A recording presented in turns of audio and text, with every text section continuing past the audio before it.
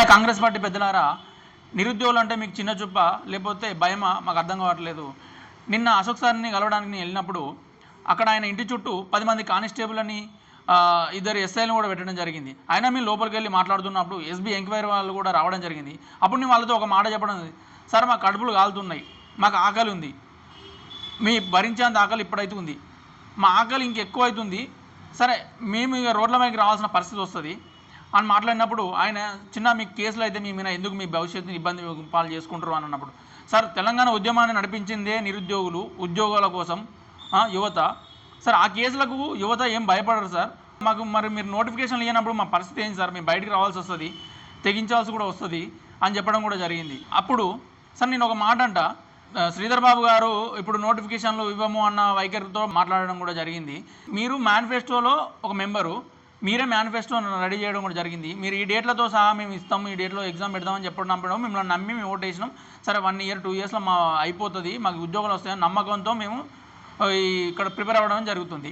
మీరు అసలు ఆ జాబ్ క్యాలెండర్లు 2 సార్లు అడ్డే పోయినాయి, మళ్ళీ ఇస్తా అన్నారు, కళ్ళు క్యాలెండర్లా చూస్తూ ఉన్నాం, రావట్లేదు. ఇప్పుడు ప్రైవేట్ ఉద్యోగాలు చేసుకోవాలి, అందరికీ ఇవ్వడం కుదరదు అన్న మాట మాట్లాడుతున్నారు. ఈ 2 సంవత్సరాలలో మేము ఎంత బాధ అనుభవించుంటావు, ఈ 2 సంవత్సరాల్లో మీరు ఎంత విలాసమైన జీవితాలు అనుభవిస్తూ ఎంత సంపాదించి ఉంటారు.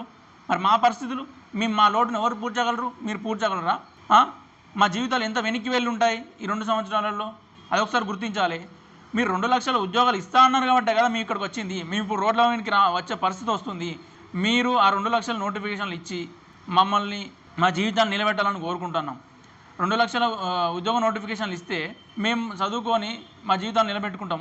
ఇంకోటి, మీరు వీళ్ళు ఏం చేస్తారు, నిరుద్యోగులు వీళ్ళతో ఏమవుతుంది అనే వైఖరిని మీరు అవలంబిస్తున్నారు. ఒకసారి నేను గమనించండి, నేను ఈవినింగ్ చిన్న లైట్గా వద్దాం అనుకుంటే దిల్సునార్లో ఇంత రచ్చ అయింది. ఒకవేళ స్టేట్ వైజ్ అందరు నిరుద్యోగులు ఇట్లా రోడ్ల మీదకి వస్తే మీ పరిస్థితి ఏంది? మీరు జనాల్లో తిరగలరా? ఒక్కసారి ఆలోచించుకోండి. కాంగ్రెస్ పార్టీ పెద్దలారా, మీరు కనుక కాకి లెక్కలు చెప్పి ఈ 70,000 మీరు ఈవెన్ నోటిఫికేషన్లు ఇచ్చినట్టు చూపిస్తూ మీరు కాలం వెల్లదీస్తూ ఉంటే మా జీవితాన్ని చిందరవందర చేయాలనుకుంటే ఖబర్దార్ కాంగ్రెస్ పార్టీ పెద్దలారా, మీరు మాత్రం ఈ జనాల్లో తిరిగే అవకాశాన్ని కోల్పోతారు. నెక్స్ట్ టైం మీరు అసలు గెలవరింగా, మీరు ఇప్పుడు నోటిఫికేషన్లు ఇస్తేనే ఓకే, లేదంటే మీ పరిస్థితి ఘోరంగా ఉంటుంది.